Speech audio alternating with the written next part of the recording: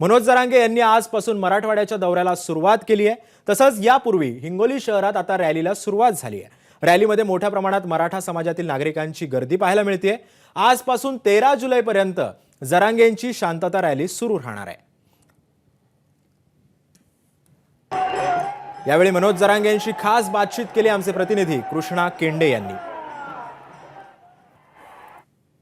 दृश्य हिंगोलीतील आहेत। मराठा मोर्चाची ही रॅली आहे। मराठा आरक्षण जनजागरण आणि शांतता रॅली या ठिकाणी मनोज जरांगे पाटील यांनी काढलेली आहे। पहिला दिवस आहे आज। ही रॅली हिंगोलीमध्ये असलेली आपल्याला पाहायला मिळते। हिंगोलीच्या गल्ली आणि बोळा भक्तिमय झालेले आहेत आणि मराठा आरक्षणाची मागणी या ठिकाणी केली जाते। जरांगे पाटील, या अभूतपूर्व प्रतिसादाबद्दलची पहिली प्रतिक्रिया काय आहे?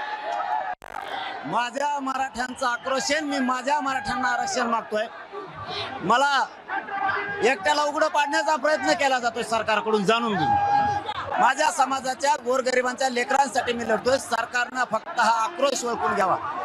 मराठ्यांच्या संयमाला हात घालायचं काम सरकारनं करू नये। एकट्या छगन भुजबळचं ऐकून या करोडो मराठ्यांचं रोज जर तुम्ही अंगावर घेणार असलात तर येणारा काळ तुमच्यासाठी चांगला नसणार आहे। मी जाहीरपणाने सांगतो की माझ्या समाजाचे तळतळे, माझ्या समाजाचा आक्रोश आहे की माझ्या गरिबांचे लेकरं मोठे व्हावेत।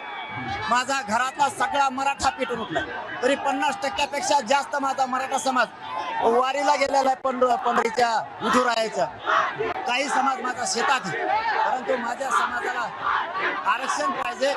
माझ्याही गोरगरिबांच्या मराठ्यांच्या लेकराला अधिकारी व्हावं वाटतं। आमच्या हक्काचं मागतोय, तर तुम्ही विरोध करायला लागला समोरून।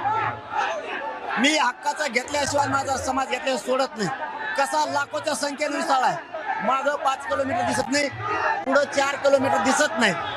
ही भूमिका फक्त सरकारने आता समजून घ्यायला पाहिजे की मराठ्यांच्या नादी लागणं सोपं नाही। छगन भुजबळचं ऐकून आमचं वाटलं करू नका। सरसकट मराठ्यांना कुणबी जात प्रमाणपत्र द्या, हीच आमची पूर्वीची मागणी आहे आणि तिच्यावरच आता ठाम येत आम्ही। एवढा प्रतिसाद मिळेल असं वाटलं होतं का तुम्हाला?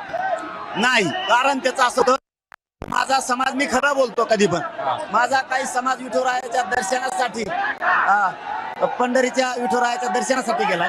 काही शेतामध्ये गुंतलाय, कारण आम्ही शेती कशाल्याशिवाय आमचं पोट नाही भरत। त्या राजकारणी लोकांसारखे आम्ही लुबाडणारे नाही आहेत। आम्हाला कष्ट करायला लागतं, त्याच्याशिवाय आमचं पोट भरत नाही। कष्ट करून आम्हाला आमचे लेकरं शिकवायला लागतात। ते लेकरं मोठे व्हावेत, बापाला वाटतं माझं कष्ट हलकं होईल, त्या लेकराला ना नोकरी लागती ना त्याचं उच्च शिक्षण होतंय। सरकारकडून आमची हक्काचं असून फसवणूक केली जाते।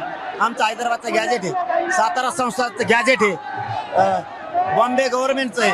83 क्रमांकाला मराठा आणि कुणबी एकच आहे, तरीही दिलं जात नाही। ही समाजाचा आक्रोश आहे।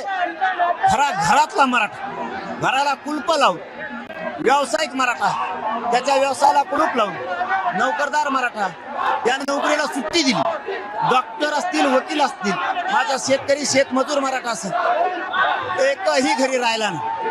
अख्खेच्या अख्खे माता मावल्यासह, लेकरा बाळांसह सगळेची सगळे लाखोच्या संख्येनं हे वातावरण जे उसळलंय, हे जे उसळलंय, याला आक्रोश समजावा।